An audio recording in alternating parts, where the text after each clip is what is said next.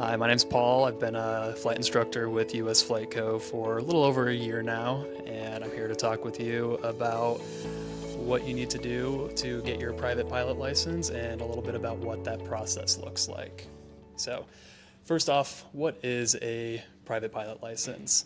It's going to allow you to fly as the pilot in command of an aircraft during the day or night in VFR conditions.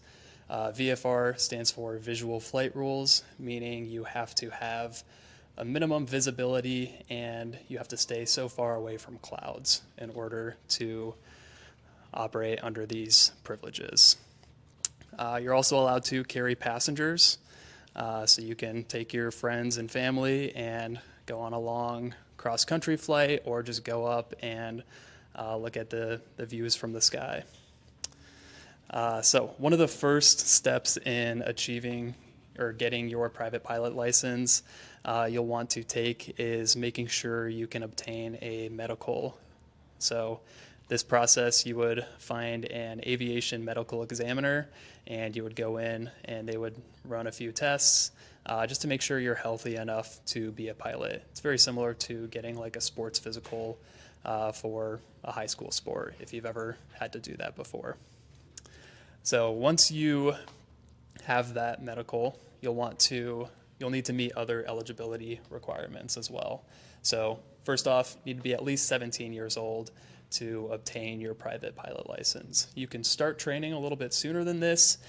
You can start training and get all the hours you need as early as 16 years old, but you'll want to be at least 17 before you can get your private pilot license.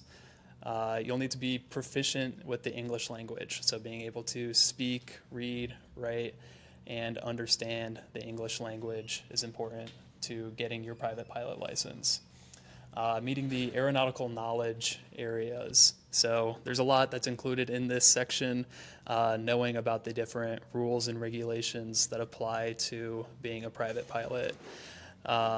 The systems on the aircraft, understanding how those operate and what to do if something were to go wrong and they weren't working properly. Understanding weather and how to plan safely for a flight, being that you are only allowed to operate in VFR conditions. You need to have a good understanding of weather and making sure that those VFR conditions will exist throughout that entire flight. So a lot of different knowledge areas. At US Flight Co., we do a combination of ground instruction and then a home study course as well. Typically we use Sporties, but you would go through that as a self-paced program, and then once you finish that Sporties course, you would have a certificate printed off, and that would allow you to take the written test, which is the next step here. So in order to get your private pilot license, you have to pass a written exam as your first step of testing. You would go to a testing center, there's one here in Des Moines, and take that test. It's about 60 questions, covering all those areas that I was talking about before.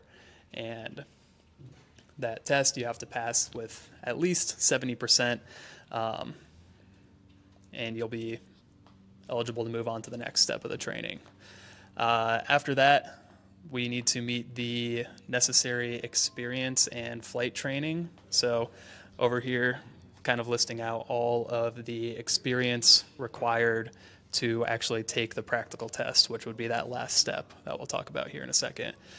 The experience required, though, is going to consist of 40 hours of total flight time at a minimum. 20 of those hours have to be from an authorized instructor. Likely a little bit more of that time will be spent with an instructor just to make sure your maneuvers and all of your operations in that aircraft meet very safe standards.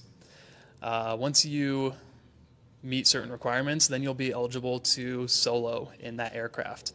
So before you even get your private pilot license, you'll be flying in the plane solo for at least 10 hours. 5 of those hours will be spent on cross-country flights where you're flying to an airport that's at least 50 nautical miles away from the starting point.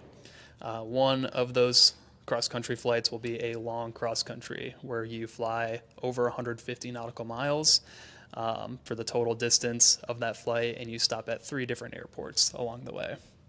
And then lastly, you'll have to have at least 3 solo takeoffs and landings at an airport with a control tower. We fly out of Des Moines International, so we have a control tower here 24/7. Those hours you'll get with your first solo flight.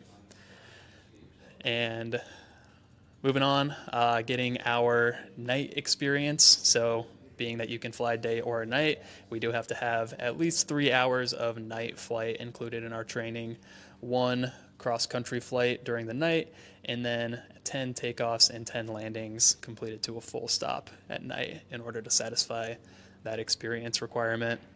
And lastly, 3 hours of simulated instrument, basically flying the plane without reference to outside, without visual reference outside the plane.